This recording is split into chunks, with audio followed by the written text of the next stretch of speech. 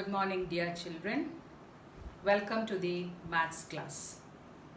Indeed, I'm very happy to be with you after such a long time. I think a gap of nearly 2 to 3 months we were not there together. So happy to be there with you people. Now, some worksheets were provided for you for doing during the vacation time. Hope all of you have done the worksheets. Those worksheets were given just to recollect what you have learned in class 8, which will be useful for us in our classes in 9th, in the portions what we are doing in class 9. Hope all of you have done it. Still, some of the part what we have done in 8 will be again taken in class 9 also. Now, the first chapter given for us is number systems. Number systems. The word itself tells us it is something related to different types of numbers. Number systems. So, different types of numbers. Of course, you have learned about different types of numbers right from class 1. Just recollect what are the different types of numbers we have learned. The first set of numbers we have learned were the counting numbers or natural numbers. So the first set were natural numbers or counting numbers. Why do we call them as natural numbers or counting numbers? Natural means it comes out spontaneously. Natural, quite natural it comes. 1, 2, 3 like that. And counting numbers, why? We use it for counting. So which are the natural numbers? From 1 to infinity. 1, 2, 3, 4, etc. Then the next set of numbers. See, our mathematicians thought these natural numbers won't do any work for us. We need further more numbers. So they worked. And finally, one more was introduced along with this natural number. What was that? 0. So when you include 0 along with natural numbers, you get the set of whole numbers. So what are whole numbers? Natural numbers including 0. When you include 0 along with natural numbers, you get the set of whole numbers. Then again, still it's not enough. So they worked again and then tried to find more numbers. There were more numbers, yet many more numbers to be found out. So they went on. And then they formed the set of next numbers. We call them as integers. What are they? Integers. Now, what are integers? Integers are natural numbers, whole numbers, plus another set of numbers which are also called as negative numbers. So, positive numbers, natural numbers, 0 which includes with natural number to form whole numbers, and then negative numbers. All the three together will form the set of integers. Still there is scope for more numbers. So integers, whole numbers, natural numbers, they are all full. Now what about the part? Suppose we want to take a part. So that also should be included as a number. So now the introduction of fractions. We had the introduction of fractions. Then another way of representing the fractions is as a decimal. Then again we need more numbers. So again we went on. So we could include negative fractions also. So when you include negative fractions and positive fractions, we get a set of numbers. Now we call it as rational numbers.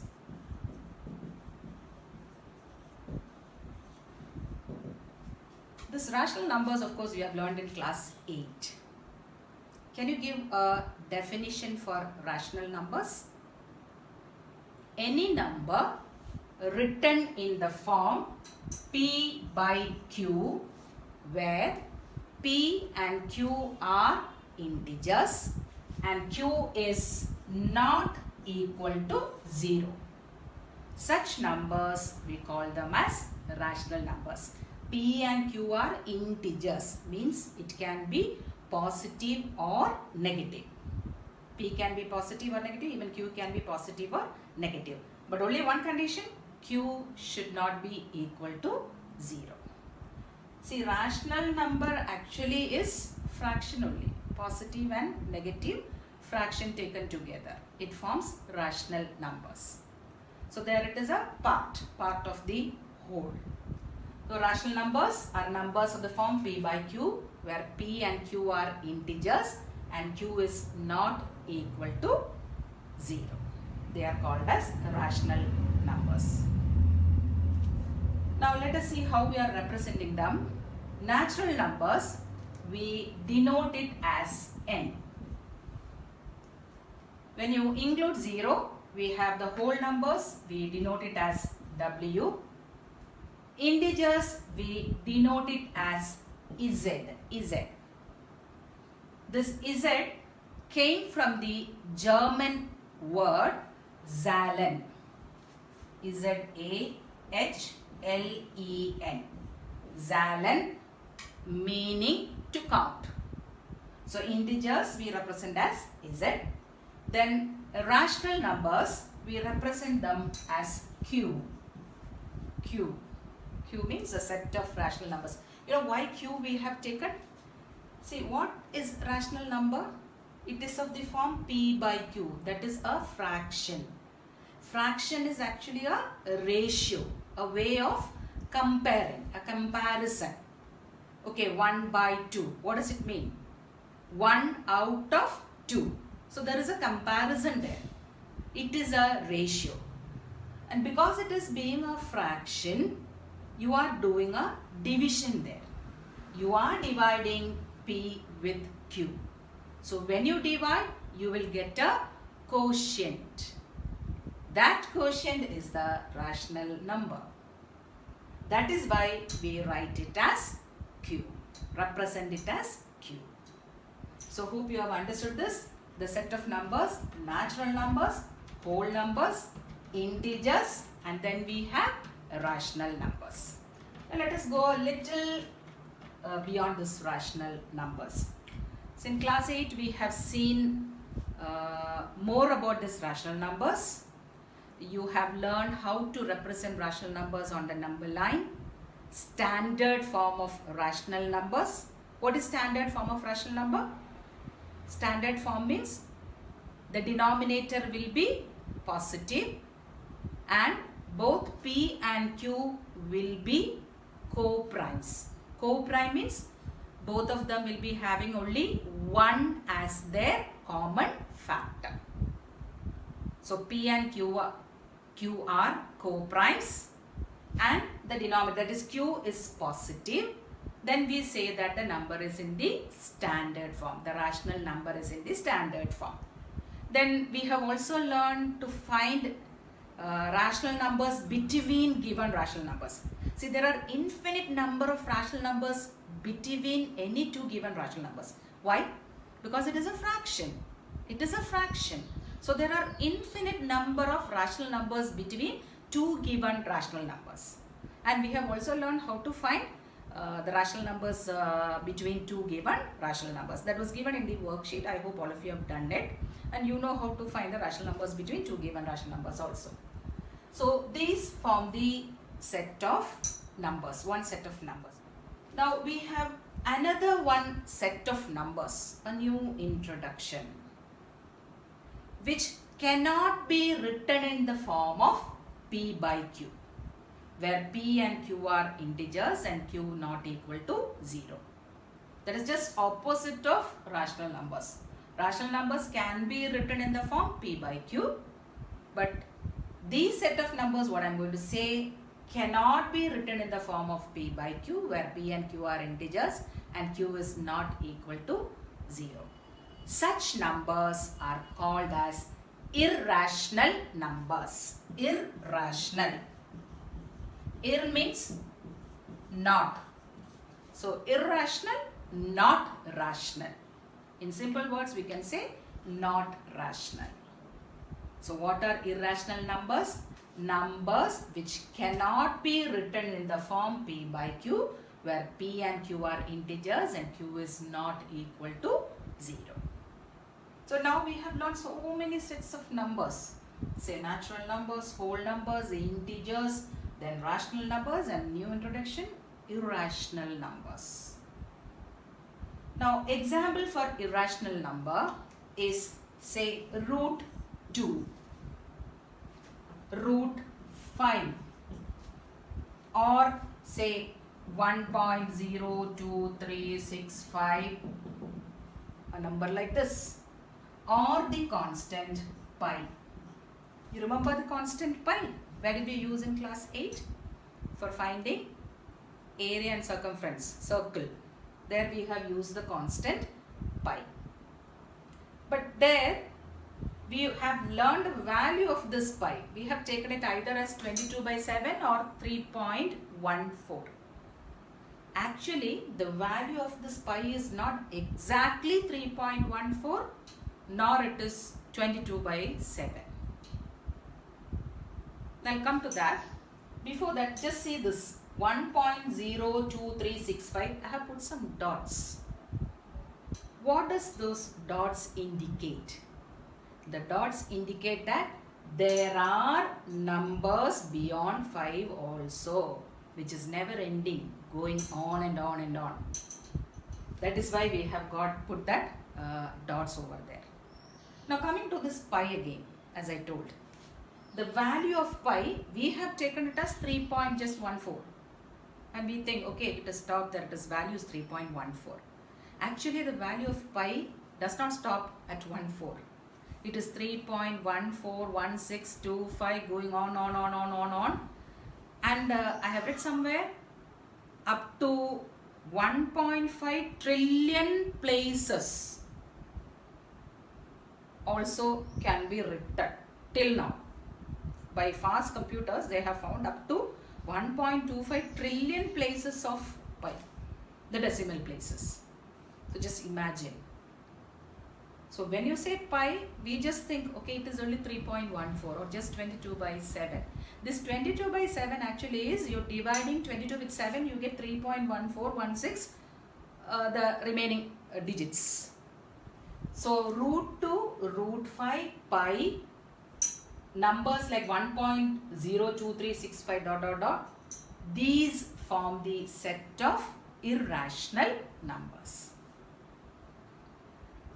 Now all these numbers together, that is natural numbers, whole numbers, integers, rational and irrational numbers together form the set of real numbers. What do we have? Real numbers. So in simple words, we can say real numbers are set of rational and irrational numbers. Why? Because rational numbers include all the others. Natural, whole numbers, integers, fractions, everything will come under rational numbers. So the set of rational and irrational numbers together, we call it as real numbers, and we represent it as R. So now I have got with me a bag of numbers, a bag full of numbers for us to use.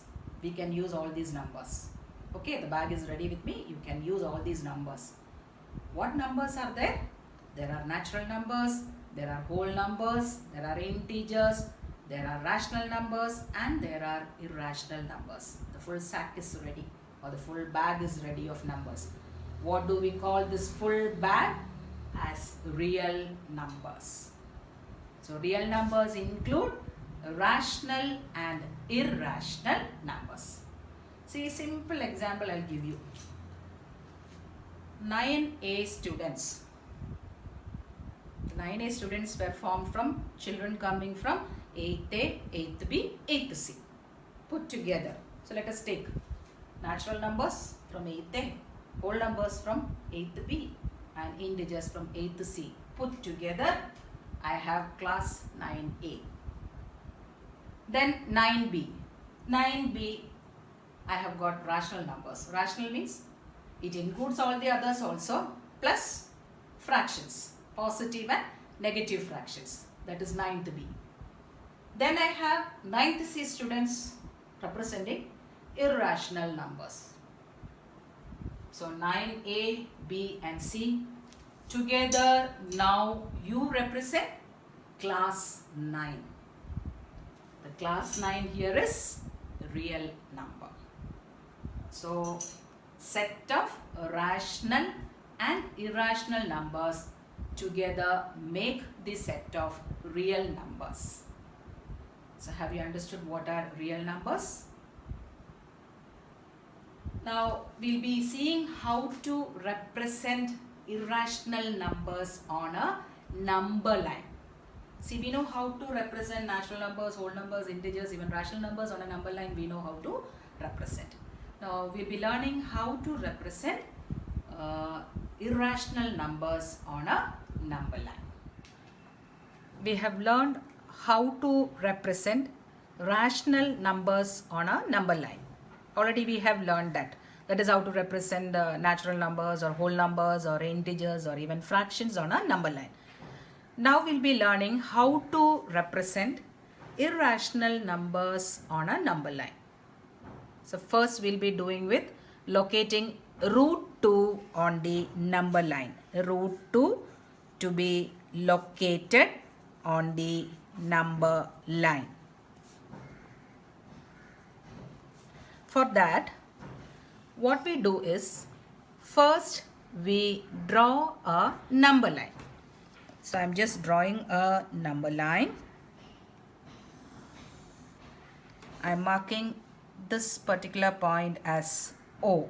So this is the point O.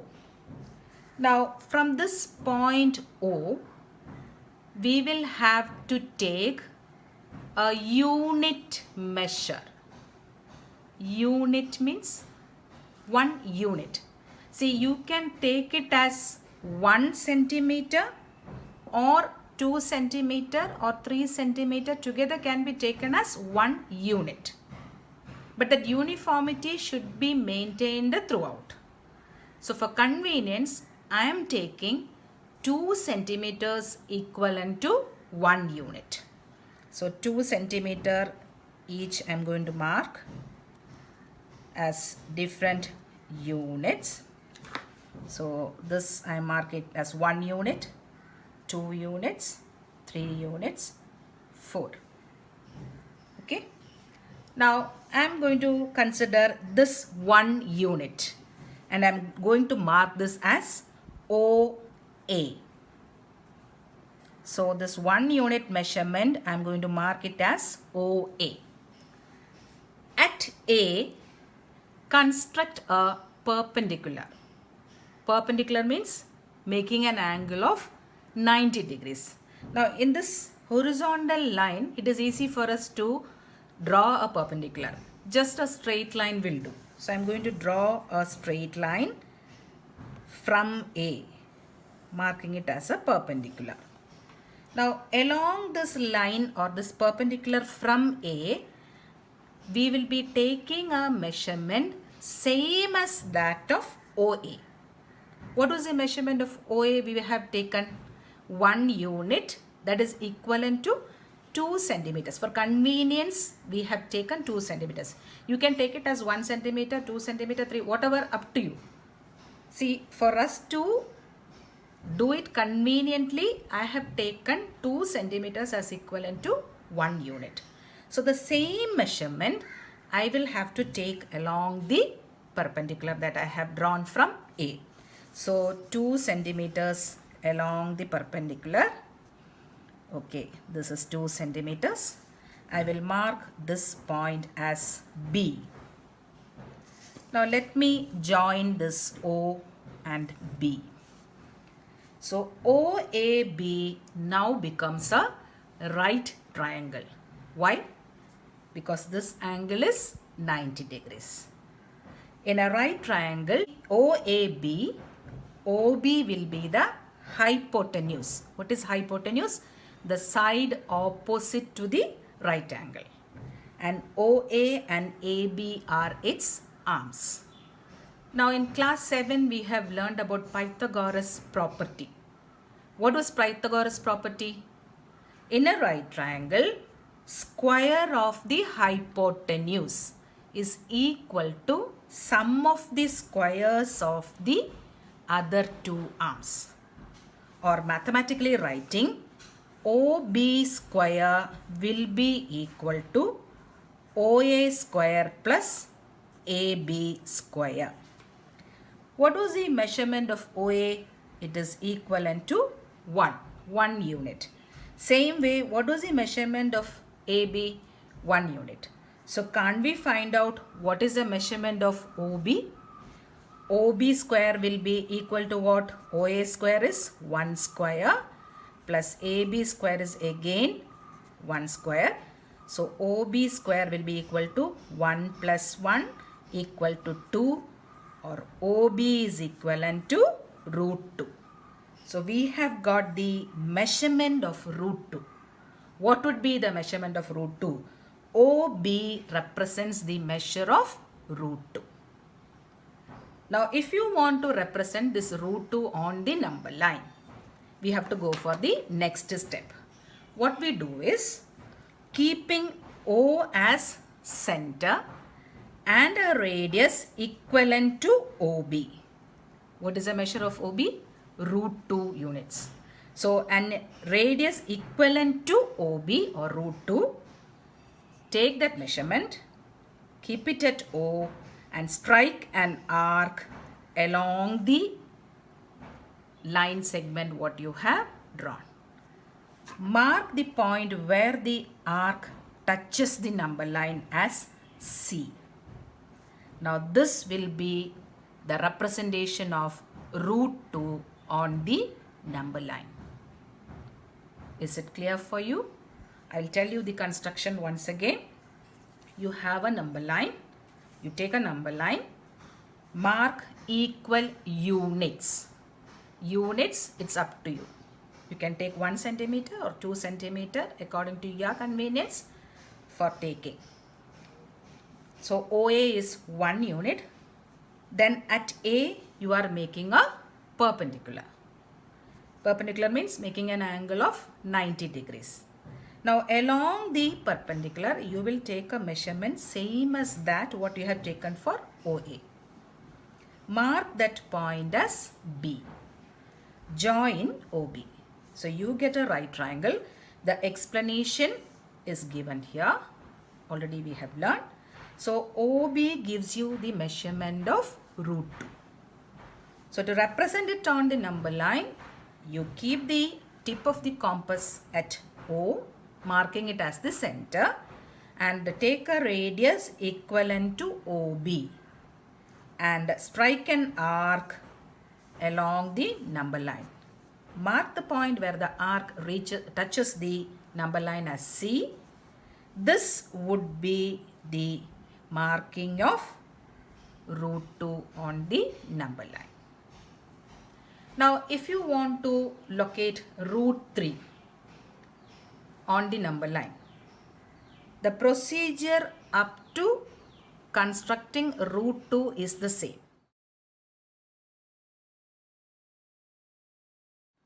Now we are going to locate root 3 on number line. How to locate root 3 on number line? Along OB, you will have to construct a perpendicular at B. Perpendicular means making an angle of 90 degrees. See, earlier we have constructed a perpendicular just by drawing a line.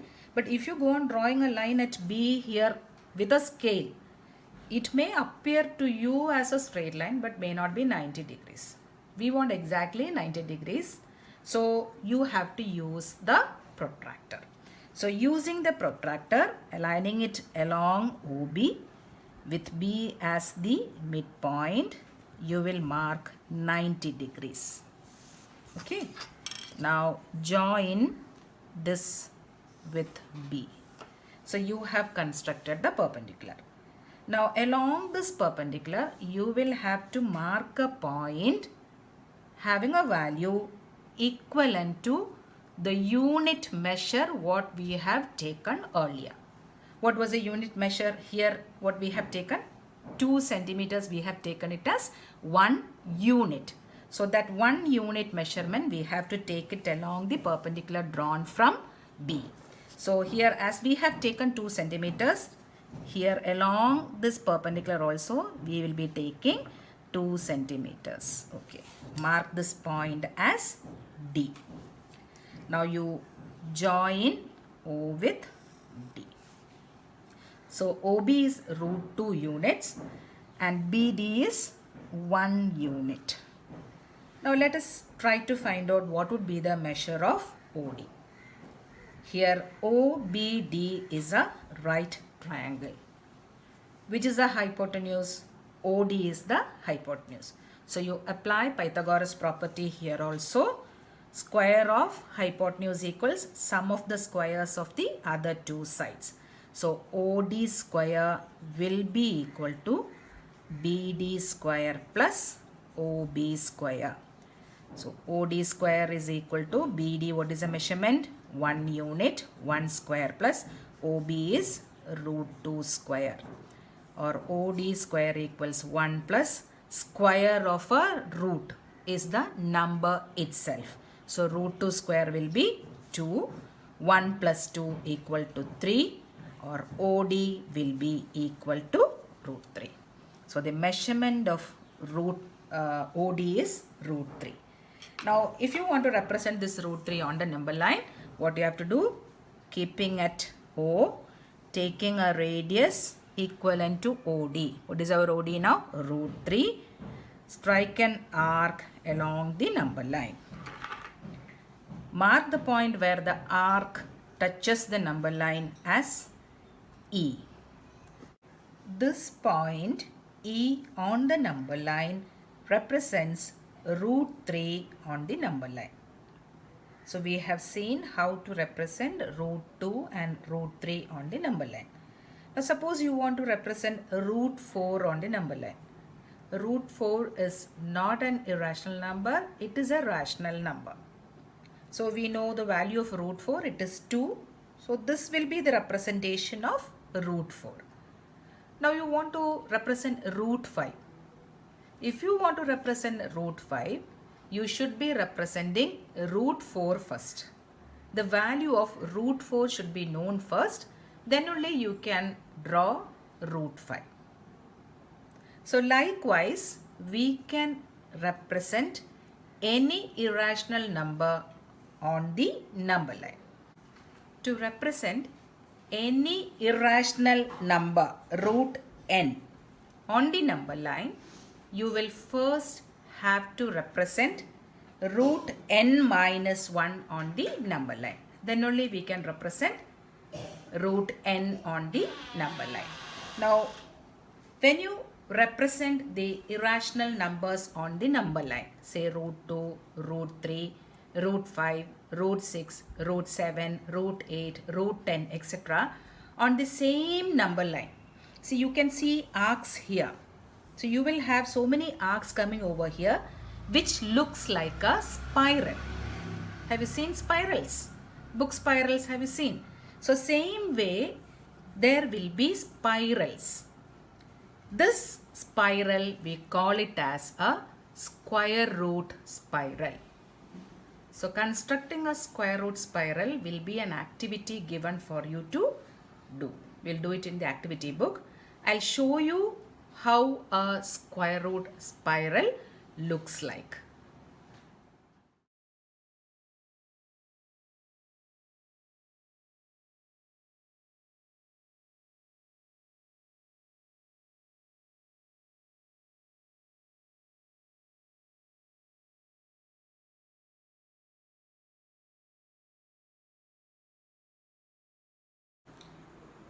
So today we have learned what are real numbers. That is a set of rational and irrational numbers taken together form real numbers. Then also we have learned how to locate irrational numbers on the number line. We have seen root 2, root 3, and finally we have also seen the square root spiral. Now regarding your written work, I will provide the notes for this particular topic. Please copy it in your notebook. Homework is also given. Do it in the homework book. We are actually having 3 books. One for classwork, king-sized book, one for classwork, one for homework, and we have an activity book also. I mentioned earlier, no, we'll be constructing that square root spiral in the activity book. So we are having an activity book also. The activity book is one side ruled book. One side will be blank, the other side will be ruled. So like that, one book we'll be having for doing the activity. So totally we are having 3 books. So in the classwork book, please write the name of the lesson, number systems in capital letters, write the date, and then start doing the work. Homework book also, write the name of the chapter, do the homeworks. Daily work should be completed then and there itself. And please upload the homeworks what you are doing in the stipulated time in Google Classroom. Okay. Now the classwork and homework should contain the index. Daily index should be written for both classwork and homework. Along with that, the monthly index. Hope all of you know how to write the index. The main daily index column should have the serial number, the date, what topic is being taught that day. So when you first start writing, you'll be writing the name of the lesson and then write the topic, signature of the teacher. The second page should have the monthly index. Monthly index, you have the columns for serial number, the month, the topic or the lesson taught, and again 3 small columns where the mark entry would be done. There you have correctness, neatness and punctuality. 3 columns. Then the total, signature of teacher. So both these should be written in the classwork and homework. Is it clear for you? So thank you children. Have a great day ahead.